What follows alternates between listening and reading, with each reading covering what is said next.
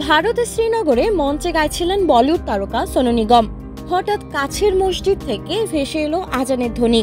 মুহূর্তে গান থামিয়ে দেন তিনি। শ্রোতাদের উদ্দেশ্যে বলেন, 2 মিনিট সময় দিন, এখন আজান শুরু হবে। তারপর নীরবে অপেক্ষা করেন পুরো সময় জুড়ে। আজান শেষ হতেই আবার গান শুরু করেন সোনু।